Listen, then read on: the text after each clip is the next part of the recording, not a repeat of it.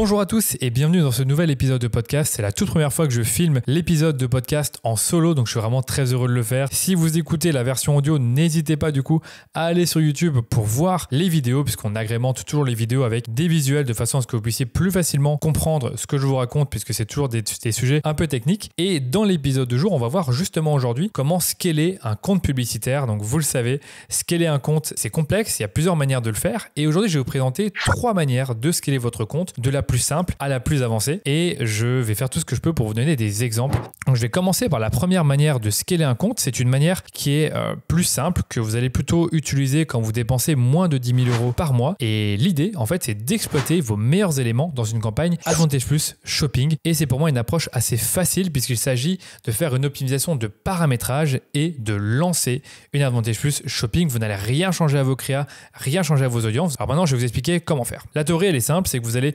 diffuser dans vos campagnes fil rouge plusieurs créas. Vous allez diffuser des concepts, des messages, des formats, et vous allez finir par identifier des winners. Donc, quelle que soit l'audience, vous allez identifier des créas qui marchent mieux que d'autres. Alors pour moi, une winner, qu'est-ce que c'est? C'est une créa sur laquelle le volume de conversion est important et vous avez en fait au moins 20 conversions inférieures ou égales au CPA cible. Donc si votre CPA cible c'est 20 euros et que vous avez 20 conversions avec un CPA égal à 20 euros ou inférieur à 20 euros, eh bien ça veut dire que vous avez une créa winner sur laquelle vous allez pouvoir dépenser plus de budget, et pour ça on aura une campagne Advantage Plus. Les autres critères d'une créa winner, c'est que ces créas sont encore d'actualité en dehors d'une promo ou d'un produit hors catalogue, parce que le produit n'est plus vendu aujourd'hui. Et donc, ce que vous voulez, en fait, c'est vraiment d'avoir à la fois des créas qui sont performantes, qui sont winners, mais que vous allez pouvoir réutiliser dans le temps parce que, encore une fois, comme je vous l'ai dit, ils ne sont pas liés à une promo ou un produit hors catalogue. Maintenant, une fois que vous avez identifié vos créas winners, imaginez que vous avez identifié 3 sur les 6 derniers mois, eh bien, ce que vous allez faire, c'est que vous allez créer une nouvelle campagne Advantage Plus Shopping et vous allez dupliquer ces créas winners dans votre campagne Advantage Plus Shopping. Si c'est la première fois que vous créez une Advantage Plus Shopping, moi, je vous conseille vraiment de d'abord investir 3 à 4 fois votre CPA cible par jour. Donc, si votre CPA cible est à 20 euros, vous investissez entre 60 et 80 euros par jour sur cette campagne. Deuxième point important sur la campagne Advantage Plus Shopping, c'est que vous avez la possibilité de définir un budget de clientèle existante. Moi, ce que je vous conseille, c'est un budget de clientèle existante à 5%. C'est-à-dire que vous obligez Meta à investir jusqu'à 5% de votre budget sur des personnes qui ont déjà acheté sur votre site. Par contre, vous ne devez pas oublier de définir cette audience, de aller dans les paramètres du compte, dans le contrôle du compte. Et en fait, vous allez définir des audiences qui sont de la clientèle existante. Donc nous, généralement, ce qu'on fait, c'est qu'on va mettre un fichier client et également récupérer les audiences des acheteurs via votre pixel Meta. Et une fois que la campagne est paramétrée, vous avez simplement à insérer vos campagnes winner au fur et à mesure que vous trouvez des créas winner pour votre campagne Advantage Plus Shopping. Donc j'espère que c'est clair à ce niveau-là. Il y a une dernière question que je voulais aborder par rapport à la campagne Advantage Plus Shopping, c'est combien de créas winner je peux avoir dans cette campagne. Donc si on écoute Meta, donc ce qu'il me dit, c'est qu'on peut avoir jusqu'à 15 créatifs dans une campagne Advantage Plus Shopping. Mais est-ce que c'est vraiment ce que vous devez faire? En fait, comme toujours sur Meta, ça dépend, et ça dépend cette fois-ci à la fois de votre budget, mais également du nombre de campagnes sur votre compte et enfin de votre CPA cible. Donc je vais vous expliquer un peu les différents paramètres. Imaginez que vous avez un CPA cible à 20 euros et que vous avez 15 créa winners dans votre campagne Advantage Plus Shopping. Vous avez intérêt à avoir beaucoup de budget pour qu'il puisse y avoir une vraie répartition de ce budget entre les différentes créa winners chaque jour pour laisser en fait à l'algorithme la possibilité de dépenser suffisamment sur ces créas afin qu'elles puissent générer des achats. Donc le premier point important à garder en tête, c'est vraiment le budget par rapport à votre CPA cible. Deuxième point important qu'il ne faut pas oublier, c'est est-ce que votre campagne Advantage Plus Shopping, quand vous lui donnez par exemple 5 créas, est-ce que la diffusion elle est homogène ou est-ce qu'au contraire il y a seulement 1 ou 2 créas qui vont prendre la grande majorité des dépenses? Si c'est le cas, vous pouvez avoir autant de créa winners que vous voulez dans votre campagne Advantage Plus Shopping. Ce qui va se passer malheureusement, c'est que vous allez avoir seulement 1, 2, peut-être 3 créas qui vont prendre la majorité de la dépense. Donc pour ça, encore une fois, c'est du cas par cas. Je dirais que plus vous avez de budget, plus vous avez un CPA qui est bas et moins vous avez une structure de compte qui est complexe, plus vous pouvez vous permettre d'avoir un nombre de créas important dans la campagne Advantage Plus Shopping. Mais très clairement, si vous n'avez pas des très gros budgets, je ne vous conseille pas forcément d'avoir 15 créas dans une campagne Advantage Plus Shopping. J'ai envie de vous dire qu'entre 4 et 6 créas winners, c'est déjà très bien. Et après, au fur et à mesure que vous voyez la diffusion s'améliorer et que les créas en fait reçoivent la diffusion que vous avez envie qu'elles reçoivent et que vous trouvez au fur et à mesure des nouvelles créas winners, vous pouvez les ajouter dans votre campagne Advantage Plus Shopping. Ça ne fait pas de mal tant que la campagne performe et qu'elle a, comme je vous le disais, au moins 3 à 4 fois votre CPA cible par jour. Donc ça, c'était la première stratégie. La deuxième stratégie que je vais vous partager, cette fois-ci, c'est une stratégie un peu plus modérée, un peu plus complexe, puisque c'est une optimisation créative. Et la stratégie en elle-même, c'est quoi? C'est de décliner vos meilleurs éléments et faire un scaling horizontal via ces déclinaisons. Et cette stratégie, je vous la conseille si vous investissez entre 10 et 30 000 euros par mois. Donc vous allez voir, c'est pas très compliqué à mettre en place, mais ça demande un petit travail itératif et de déclinaison. Donc je vous explique l'idée. Sur Meta, il ne faut pas toujours essayer de réinventer la roue et constamment créer des nouveaux concepts. Parfois, ce que vous allez observer, c'est qu'il y a des concepts et des axes publicitaires qui marchent mieux que d'autres. Un concept, qu'est-ce que c'est? Ça va être une façon de communiquer votre message dans un format publicitaire. Ça va être par exemple un format statique, nous vs eux, vous allez comparer votre produit à la concurrence, ou ça pourrait être un format bénéfice où vous allez présenter les bénéfices de votre produit dans une créa statique où on voit le produit en plein milieu, on a une proposition de valeur et on a les bénéfices de ce produit qui sont mis en avant. Ça, ce sont des concepts. Okay, sauf que quand vous allez produire des créas, vous allez à la fois faire des mix, des mélanges entre concepts, entre axes et entre produits, et vous allez identifier des créas qui performent mieux que d'autres. Le premier point en fait à garder en tête, c'est que vous devez d'abord trouver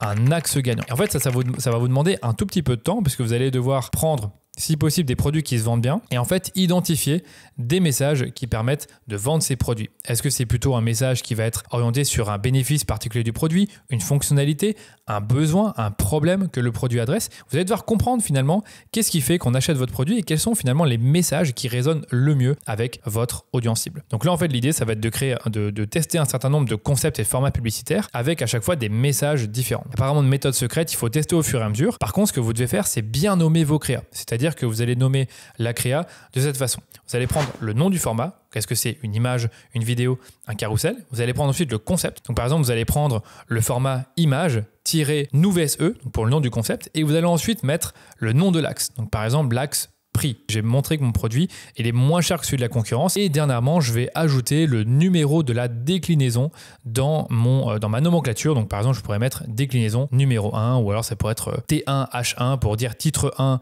hook 1. Donc ça dépend un peu de comment vous le faites, mais disons on va rester très simple, on va mettre déclinaison numéro 1 pour vraiment simplifier la chose. Et quand vous commencez à établir cette stratégie, vous allez constater simplement après plusieurs semaines ou mois de diffusion qu'il va y avoir des concepts, des formats et des axes qui se démarquent. Comment vous faites à le savoir? Grâce à une analyse créative, puisque comme vous avez bien nommé vos créas selon le nom du format, selon le nom du concept, selon le nom de l'axe, vous pouvez très vite voir finalement qu'est-ce qui marche le mieux entre le format image, vidéo, carrousel ou entre le concept bénéfice, FGC, nous vs eux et l'axe par exemple fonctionnalité ou l'axe prix. Par exemple, vous pourriez identifier quelques semaines après quelques milliers d'euros de dépenses plus tard que toutes les créas qui contiennent l'axe prix et qui sont des créas, on va dire, organiques de type Note iPhone ou encore un mème, que ça fonctionne mieux que les concepts problème-solution en vidéo. Et en fait, ce que vous allez très vite observer, comme je vous le disais, c'est que des axes se démarquent. Comment est-ce que vous le savez? C'est qu'ils vont dépenser plus de budget et ils vont avoir un meilleur CPA que les axes qui ne se démarquent pas. Donc ça, c'était la première étape. J'espère que c'est clair à ce niveau-là. La deuxième étape, maintenant, c'est vraiment très simple. C'est de décliner l'axe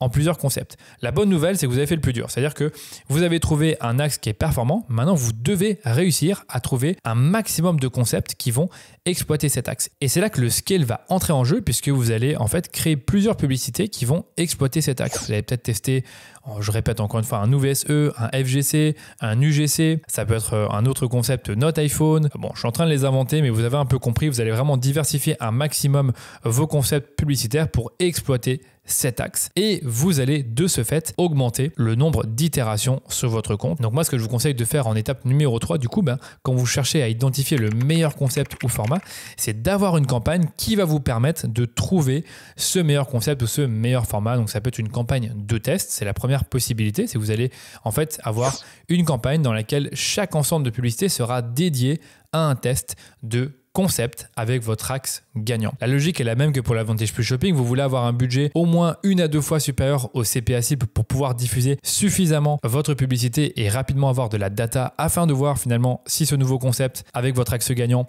fonctionne mieux ou moins bien et ensuite pouvoir l'ajouter, on le verra après, dans vos campagnes de scale.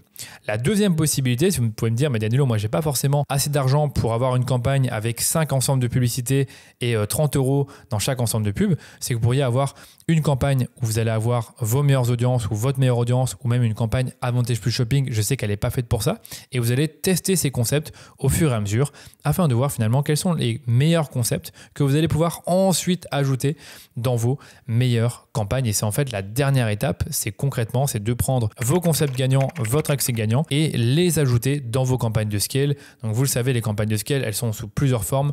La forme la plus commune, la plus fréquente, c'est la campagne Advantage Plus Shopping où vous allez simplement y ajouter uniquement vos meilleurs créas. Ou alors, vous pouvez également avoir une campagne que nous on appelle les combinaisons gagnantes. C'est qu'en gros, vous allez avoir une campagne avec 3 audiences qui sont vos 3 meilleures audiences ou 2 meilleures audiences et vous allez avoir dans ces audiences vos meilleurs créas. Donc là, ici, sur le coup, je vous conseille plutôt d'avoir moins de 5 créas, peut-être 3, peut-être 4, peut-être 5, ça dépend encore une fois de votre budget, c'est toujours particulier sur Meta. Mais concrètement, gardez en tête que c'est une campagne où vous n'allez pas avoir non plus beaucoup de variations, alors que dans l'Advantage Plus Shopping, vous pouvez vous permettre d'avoir plus de créas qui tournent puisqu'il y a un seul ensemble de publicité puisque c'est une campagne, comme vous le savez, où le ciblage n'existe plus. Donc ça, c'était la stratégie en elle-même. J'espère que c'était clair. Donc pour récapituler, vous allez d'abord chercher à identifier un axe gagnant. Vous allez tester une série de concepts qui vont exploiter cet axe. Vous allez ensuite faire une analyse créa pour voir finalement quel est l'axe gagnant. Une fois que vous avez trouvé votre axe gagnant, vous le déclinez en une série de concepts et formats pour avoir d'autres déclinaisons de cet axe gagnant. Et vous allez ensuite ajouter ces créas gagnantes, donc sur base de cette fameuse combinaison entre axe gagnant et format gagnant, et vous allez les ajouter dans vos campagnes de scale qui peuvent être des campagnes Advantage Plus Shopping ou des campagnes manuelles avec vos meilleures audiences. Donc ça, c'était la deuxième stratégie. Vous voyez que c'est beaucoup plus avancé, ça demande plus de temps, ça demande plus de tests et ça demande aussi plus de ressources parce que vous allez devoir créer régulièrement des déclinaisons de vos axes gagnants. La dernière stratégie, elle est encore plus avancée, elle est encore plus complexe à mettre en place et je vous conseille très clairement de la mettre en place quand vous dépensez plusieurs dizaines de milliers d'euros par mois sur Meta. Ça dépend évidemment de votre marque, de vos produits, mais ce qui va se passer généralement, c'est que plus vous allez dépenser d'argent, plus vous allez vous rendre compte que vos produits finalement vont s'adresser pas juste à un seul persona, à une seule personne, mais qu'il y a différentes typologies de clients qui vont acheter vos produits. Et donc, vous l'avez peut-être deviné, la troisième stratégie, c'est de segmenter vos créatifs et vos campagnes par persona. Donc imaginez par exemple que vous êtes une entreprise qui vend comme produit principal du collagène. Je donne toujours cet exemple-là parce que c'est très simple à comprendre. Donc si vous connaissez le collagène, vous savez que c'est un complément alimentaire qui répond à différents besoins et ces besoins vont varier selon que vous soyez une personne qui a plus de 30 ans et qui souhaite conserver par exemple une peau élastique après ses 30 ans et limiter les rides. Donc ça, on va dire que c'est un persona. Vous pourriez également être un sportif de 35 ans qui court chaque semaine plus de 50 km et a besoin de bien récupérer au niveau articulaire. Donc à ce niveau-là, vous n'avez pas forcément des énormes douleurs, mais vous avez besoin de récupérer parce que vous faites beaucoup de sport. Donc vous êtes un autre persona pour le collagène. Et un troisième persona, ça pourrait être une personne qui est âgée, qui a par exemple plus de 50 ans et qui commence à avoir mal aux articulations dès qu'elle fait un peu de sport et commence même à avoir de l'arthrose. Donc ça, c'est notre troisième persona. Et donc, qu'est-ce qui va se passer? Vous l'avez compris, c'est qu'on va avoir des publicités qui vont s'adresser à ces personas et qui vont donc adresser différents besoins. Donc on va pas forcément communiquer de la même manière selon qu'on parle à cette personne de 30 ans ou à une personne de plus de 50 ans. Et même au niveau démographique, évidemment, si on s'adresse à des personnes qui ont plus de 30 ans et qui cherchent à avoir une peau plus élastique, peut-être qu'on va montrer des femmes puisque elles sont plus intéressées par ça. Et on va montrer des femmes d'un âge entre 30 et 40 ans par exemple. Par contre, si on s'adresse à la personne un peu sportive de plus de 50 ans, là on mettra plutôt, ça pourrait être un homme mais également encore une femme qui fait un peu de sport et qui pourrait plus facilement s'identifier si elle a cet âge-là et qu'elle est dans cette situation. Donc j'espère que c'est clair à ce niveau-là. Et donc une fois que vous avez commencé cette stratégie-là, en fait, vous allez créer différents créatifs, différents contenus selon vos différents personas. Ici, vous allez avoir deux possibilités. Soit vous faites une campagne Advantage Plus Shopping et vous avez ensuite des visuels par persona. Donc vous imaginez, vous avez une Advantage Plus Shopping. Donc là, on imagine que l'Advantage Plus Shopping fonctionne plutôt bien. Vous avez donc beaucoup de budget dans celle-ci. Par exemple, vous avez 15 fois votre CPA cible. Vous avez un CPA cible à 20 €. Vous investissez 300 € par jour. Et bien là, vous pourriez avoir une Advantage Plus Shopping avec plusieurs créas. Vous pourriez avoir 3 créas par persona. Une créa pour la personne entre 30 et 35 ans qui cherche à avoir une peau plus élastique. Une autre créa pour la personne qui a plus de 35 ans, qui fait du sport et qui veut réduire ses douleurs articulaires. Et encore 3 créas pour le persona plus âgé qui, lui, cherche à diminuer ses douleurs articulaires dès qu'il commence à en avoir en faisant du sport. Donc je récapitule, vous avez votre Advantage Plus Shopping avec 9 créas, 3 créas par persona. Donc c'est une approche qui est viable lorsque vous démarrez la stratégie. Mais au-delà d'un certain budget, ça ne marche plus parce que vous devez davantage diversifier vos créas. Vous savez très bien qu'avec 3 créas, vous ne faites pas énormément de diversification. Et quand je parle de diversification, je vous parle de diversifier les formats, les concepts et même les messages. Et vous allez également avoir un autre problème, c'est que vous allez composer avec l'algorithme qui favorise certaines créas plutôt que d'autres. Je m'explique.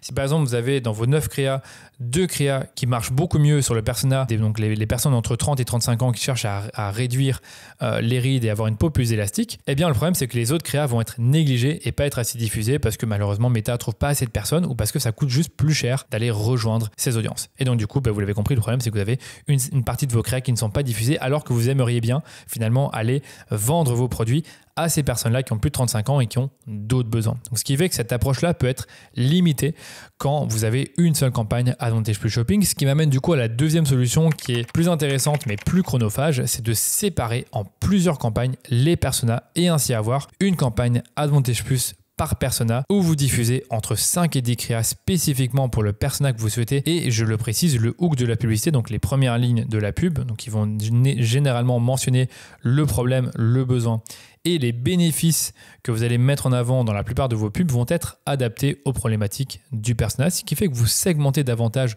votre message pour correspondre parfaitement aux besoins persona. Et vous testez ainsi plus de visuels, ce qui vous permet de scaler parce que inévitablement, vous avez davantage de campagnes qui viennent s'ajouter à votre compte pour aller rejoindre vos différents personas. Donc évidemment, tout ce que je vous raconte là semble simple dans la pratique, mais ça prend beaucoup de temps finalement pour réussir à développer cette structure de compte par persona, mais c'est une solution plus que viable quand vous commencez à investir des budgets qui sont importants sur Meta et que vous êtes d'une manière ou d'une autre obligé finalement de guider l'algorithme sur les personas que vous souhaitez adresser, puisque comme je vous le disais, c'est très rare qu'un produit va adresser un seul persona, un seul besoin. C'est pas toujours le cas et donc on a besoin d'une manière ou d'une autre, comme je le disais, d'avoir des publicités qui s'adressent à un persona, parce que je ne l'ai peut-être pas précisé ici, mais une publicité égale un message égale un persona et c'est jamais une bonne idée de chercher à adresser plusieurs personnes, plusieurs besoins dans un seul message publicitaire. Mais au préalable, si vous envisagez d'avoir une stratégie comme celle-ci, vous devez bien connaître vos personas, c'est-à-dire leurs besoins, les arguments de vente forts pour chaque persona et les objections à l'achat pour chaque persona. Donc ça, c'était la stratégie, la troisième stratégie. J'espère que c'était clair pour vous. Si vous avez des questions, vous n'hésitez pas à les poser directement dans les commentaires de l'épisode sur YouTube ou me les poser directement sur LinkedIn si vous écoutez la version audio du podcast. Et bien sûr, si vous cherchez un partenaire de croissance qui vous aide à mettre en place des stratégies comme celle-ci, contactez-moi directement pour un audit et on sera très heureux de vous aider et de diagnostiquer votre compte dans un premier temps. Merci de votre écoute et on se dit à très bientôt pour un nouvel épisode du Rendez-vous Marketing.